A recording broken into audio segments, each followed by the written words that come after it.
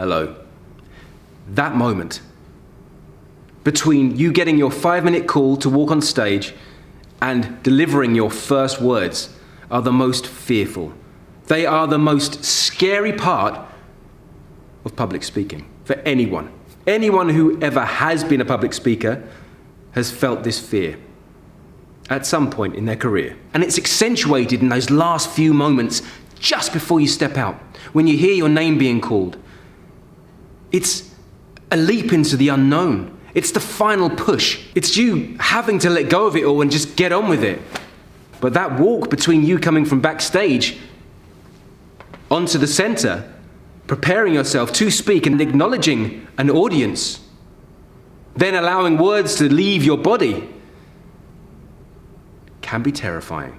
So today we're going to look at that gray area, the area where no one really talks about what happens and what we can do to appear more calm, confident, and in control. But not only that, also to be more calm, confident, and in control. Part of it is tricking the audience and yourself, and the other part is training the audience and yourself. So here's what we're going to do.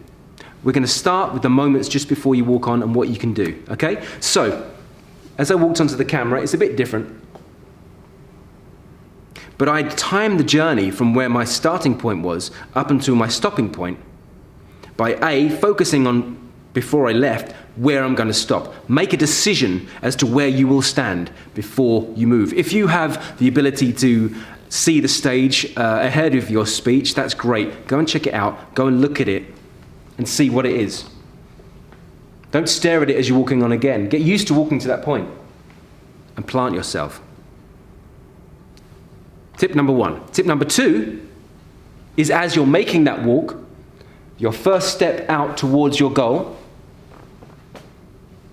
you're going to do something. You're going to time your next in-breath from leaving to arriving. So just before you start walking, you're going to get rid of all your oxygen and all your air, like this.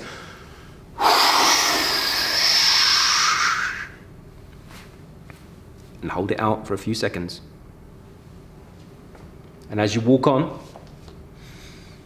you're going to fill up and take that time to breathe in the entirety of the journey from leaving backstage to your spot. Then when you've landed, you can breathe out again. Then breathe in, and it's time to speak. Okay, let's look at that one more time. You're backstage, you've been called, you've got 5 minutes. What are you going to do that 5 minutes? You're going to do some breathing exercises with the balloon breathing exercise, which we've gone through. This is going to help center you. It's going to help ground you. I trust you've already done your warm-up exercises and your articulation exercises. If not, you can do those, but it's going to be distracting. What I want you to do is focus on feeding your machine, getting that breathing system working for you. This is going to create that space and help you have a bit of resonance, and it's going to feed your body with nutrients which appear as health and talent to the audience. Getting back to that walk on again. Last moments, you breathe out completely. This will dissolve any anxiety you have. You completely get rid of it. Because oxygen is what feeds anxiety and stress in your body. So if you are feeling nervous and fearful, getting rid of the oxygen is the best way to control that. But we can't really do much without any oxygen, so we just have to hold it out as long as we can before our body tells us when to breathe in. And this is when we walk in. Timing our journey until we're planted. Breathe out. One more time. And as we're breathing out, we're timing this next out breath as if we're throwing a ball, or maybe hitting a tennis ball. And you imagine that tennis ball that you're passing out to hit the person at the back. The time it takes for that tennis ball to hit that person at the back is the time you've got to breathe in before you say your first words. This is going to give ample time for your audience to realize you're in the room and to take in you. We've gone through neutral stance before, so I'm assuming when you've walked in, you've stood in your neutral stance. feet parallel, hip width apart, pelvis tucked under, leaning on your weight on all over your feet, not just your toes or your heels, relaxing your belly, lifting your chest up, shoulder blades down, head up, then relaxed. Let's go through it again. We breathe out just before we walk on.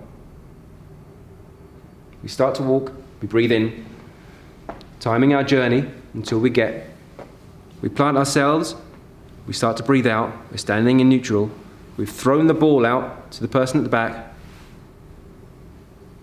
By the time it reaches them, we are ready with our first word. Hi. Whatever it is. So what's happening here? Essentially, getting rid of our breath is stopping our anxiety. So we're taking the oxygen out of our body, which feeds anxiety. And then the breathing in, something happens physiologically to our audience and ourselves. When you see someone inhaling, they are growing, they are expanding, they are literally feeding nutrients into your body. You are literally feeding nutrients into your body. And on a psychophysiological level, humans read that, they can see that. It appears as if you are stronger. You will appear more vibrant and more full of life because you are in the process of growing. Breathing out, walking on. Breathing in, plant yourself. Breathe out, throw the ball, breathe in, and speak. It's as simple as that. Now, what happens if we are very stressed, and we've got tension in the body, and maybe we start getting some jitters, or we don't know what to do with our hands, or we don't know what to do with our feet, or we're moving around? Here's what you can do to appear stronger and to ground yourself in the moment. You're going to make sure that your knees are slightly unlocked, and you're going to push your feet as hard as you can into the floor. Now, this is hard to do if you're not pushing the other way, but that's what you're going to focus on.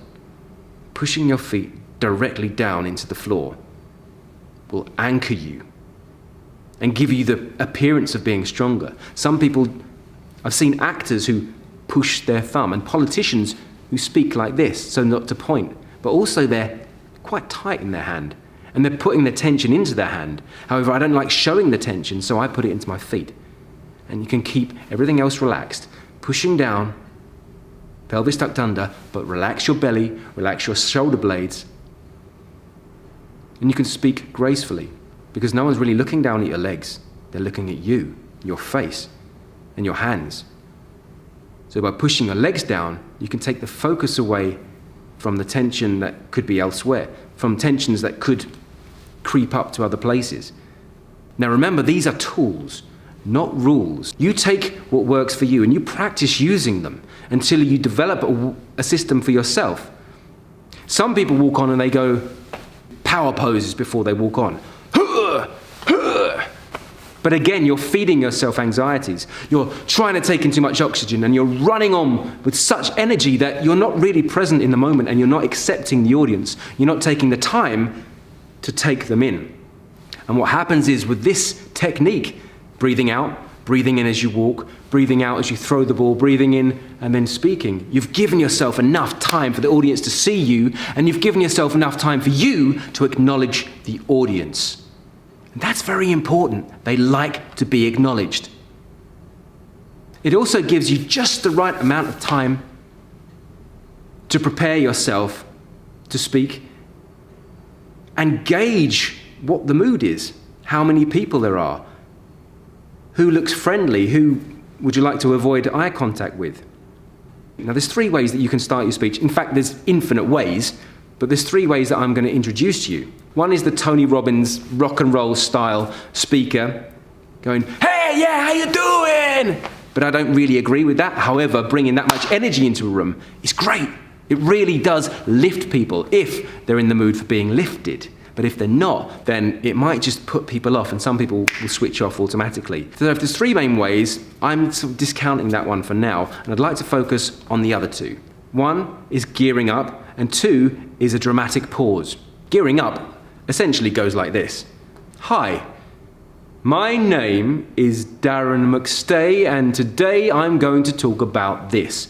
What we're going to do here is talk about public speaking, and I'm sharing with you the information that I have." I started very slow, first gear, and then I picked up speed gradually, and then I got to a speed which was relatively quite fast, fine for me. However, everyone was with me because they sped up, they're listening with me. So ramping up, gearing up, changing gear will allow your audience the time to catch up with you, and then you can fly off. But start at a place where people are listening. Now, the way we can practice this is by counting to 20. And when we get to 20, we want to be in gear 6 or 7, but we need to start in neutral. 1, 2, 3, 4, 5, 6, 7, 8, 9, 10, 11, 12, 13, 14, 15, 16, 17, 18, 19, 20. Now, you got to 20 because you were in the car with me as I was driving.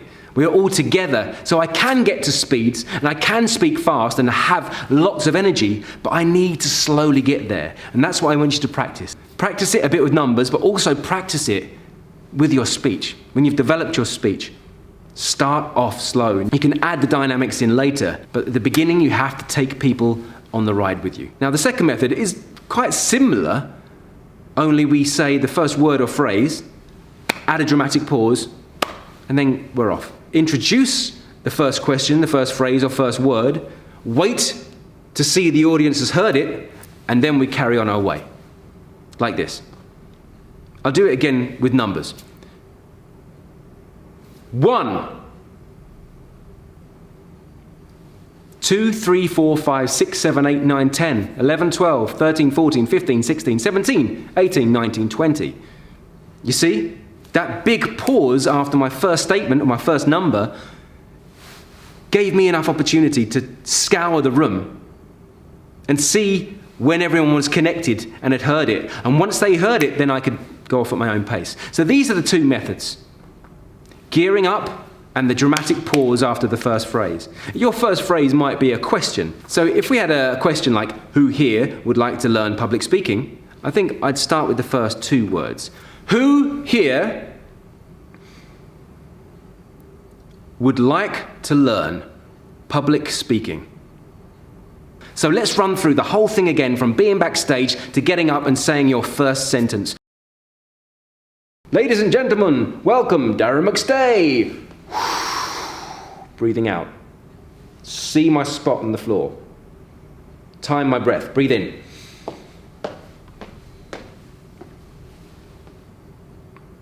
Breathe out. Throw out the tennis ball. Take in my audience with this next breath. 1, 2, 3, 4, 5, 6, 7, 8, 9, 10, 11, 12, 13, 14, 15, 16, 17, 18, 19, 20. And breathe. You can always drop your belly in and breathe. If at any point you lose your words or forget what you're going to say, all you need to do, relax your belly and your knees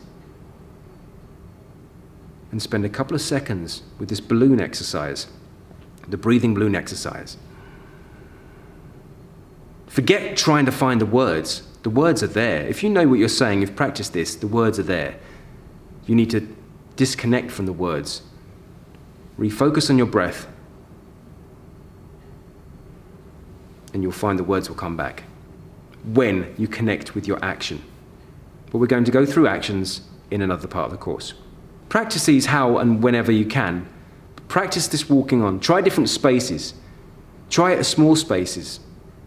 Try a small space such as me walking onto the camera. Try a larger space such as a corridor or your living room. And if you can, try and walk across a car park and do the same thing. Different spaces will require a different amount of pause and a different amount of timing. If you have a long 10, 20 meter walk onto stage, you've got to slow that breath down as you're breathing in. It's a long walk. So you might want to walk quicker and breathe in slower to time it correctly. Also, if it's a really short space, just need to go let the air drop in. And if it's a small space with a small amount of audience, this tennis ball isn't going to go far. But I don't want you to rush your breathing. But if it's a really big arena, this ball is going to take a while. You've got to think of the people at the back when you're passing that ball out. So remember, these are the tools, not the rules.